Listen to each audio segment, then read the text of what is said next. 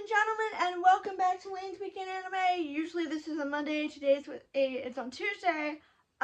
It's basically on whatever day of the week that I can get to it, but normally I try to put it in on Monday. I found my board, so I can now be in the shot and show you guys what I am watching visually at the same time. I was originally going to do this on a green screen. I don't know where to get a green screen. I don't even know how to work a green screen. As you can see in the background, I have no place to put a green screen, so this is what it is. And we have the good on this side and the bad on that side. So we're going to start with the good. Mecha Ude is very good this week. Basically, I knew that Fubuki was alive. I knew her sister was. It was very obviously telegraphed. And we find out that the accident that killed her parents is allegedly not an accident, although I'm still not convinced of that. Something there seems very, very off and wrong, because they were experimenting with her, and she something went wrong in her system, and her Mecha Ude tried to de-rise with her to get her back to normal, but for some reason that only made it worse.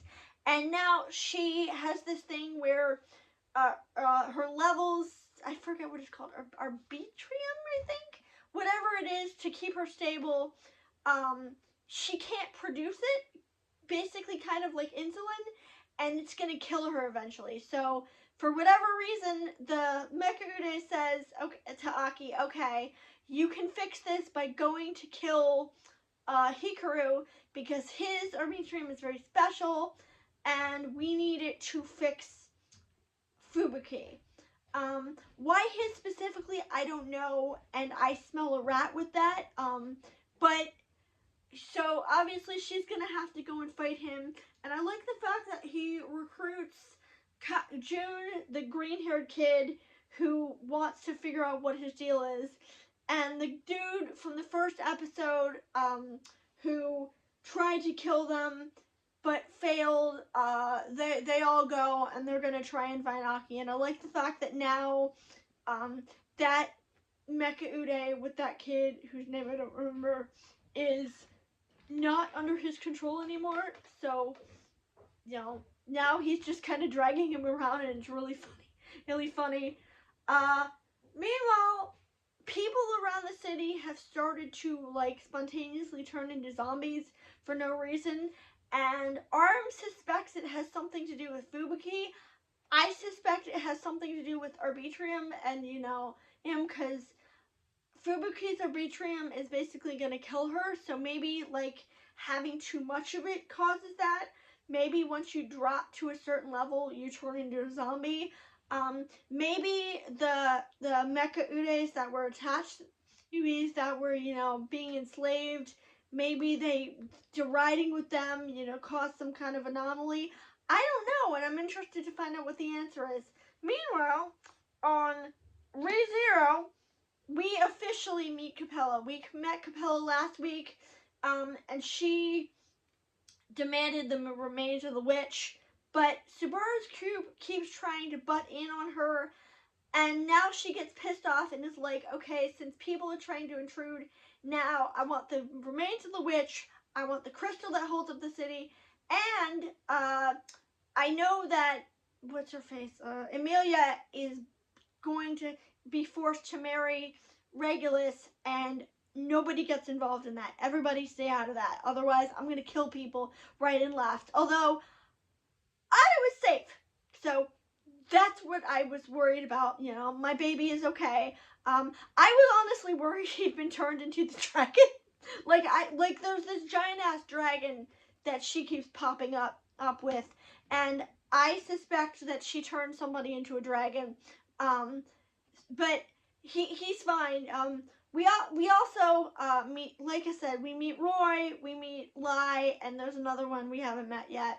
And Roy is going to, I think it's Julius he's going to deal with.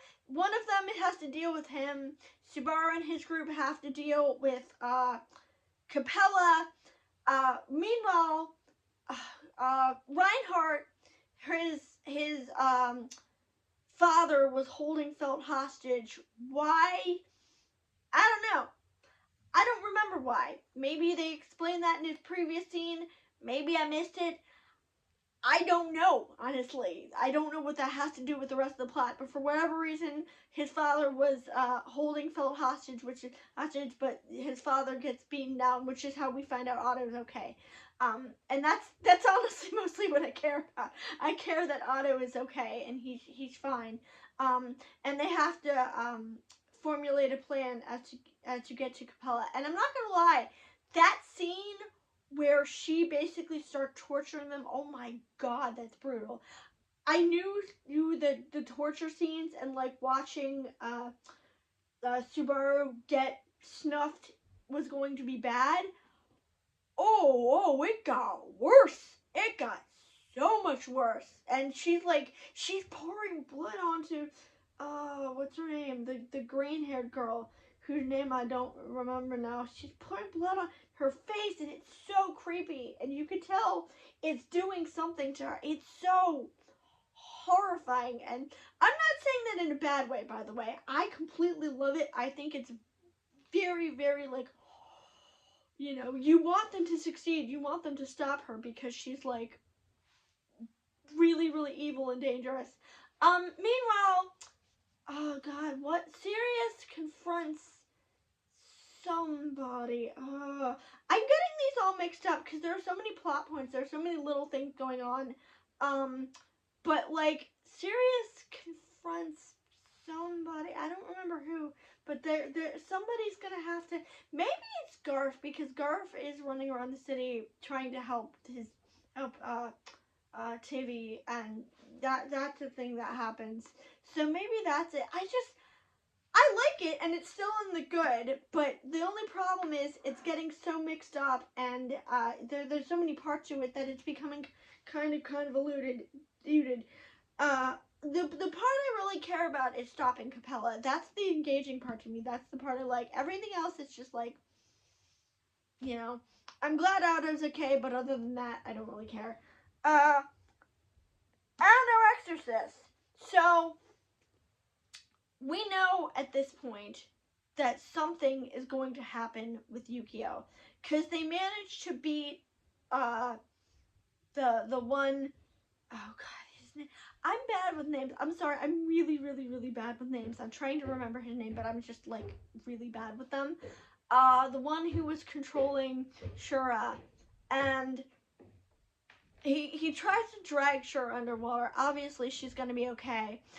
And I like the fact that she cuts her hair because it's a symbolism of her freedom, and it's a symbolism that she's starting over and she's moving on from her past. I think it looks really cool.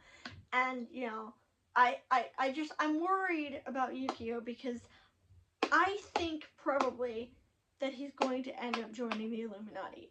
I am convinced that's where this is going, and I am so scared for Rin because that means he's going to have to fight his own brother at some point. I also love the fact that the pink one, God, what's his name?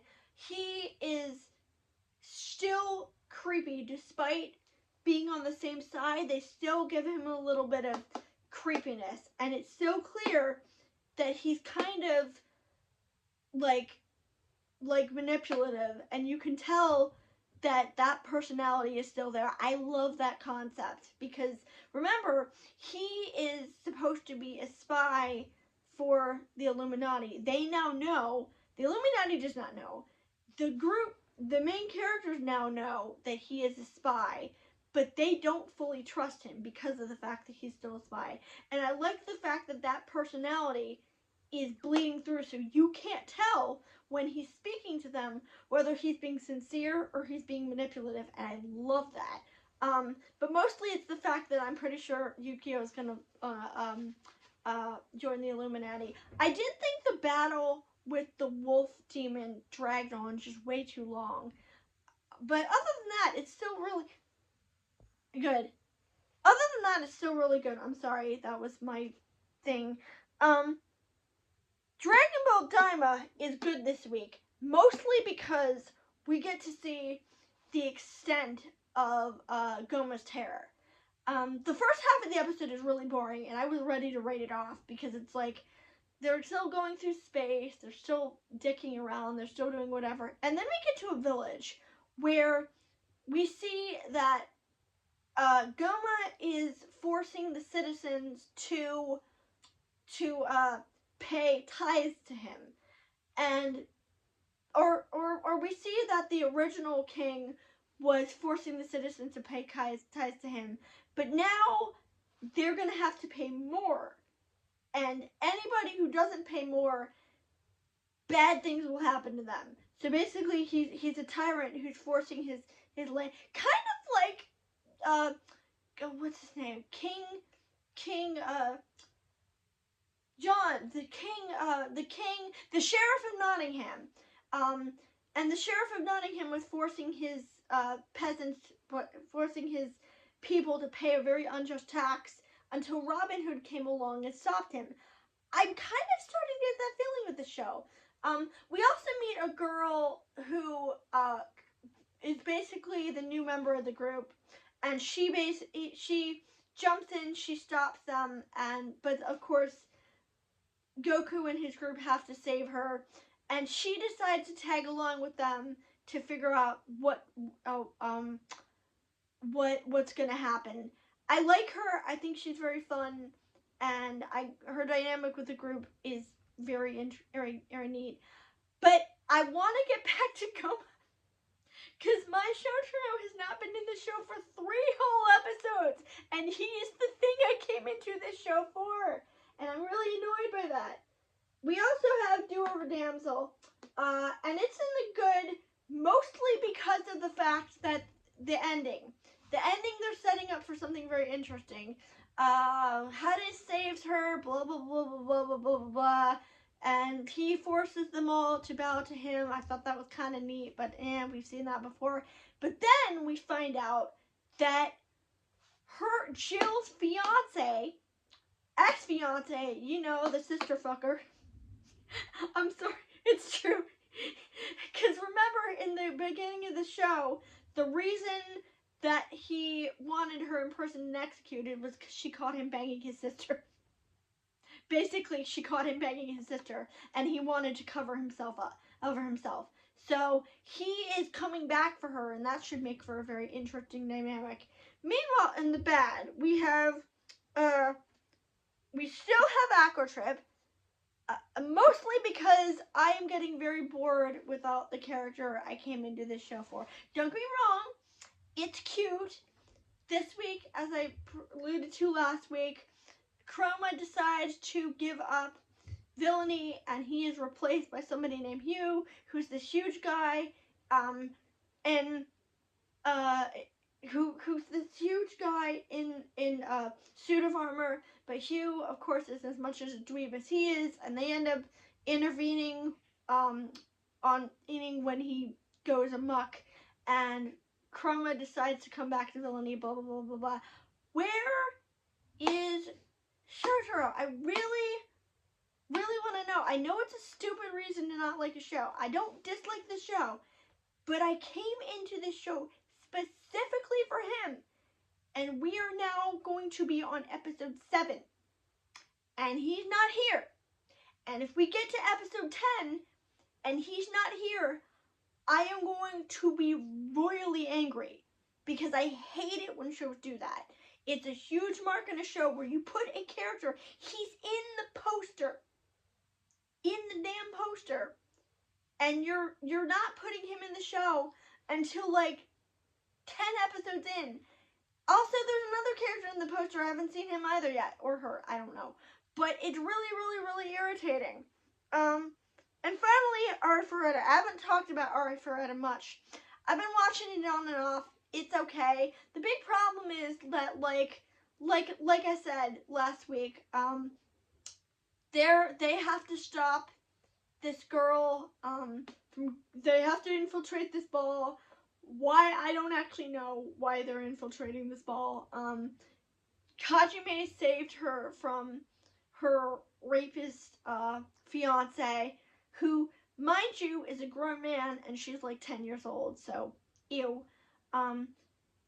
at least in a Do-Over Damsel, they admit it's mostly political, and it's mostly that he wants her power, not her, and that they're married in name only. So I'm willing to let that go in that regard.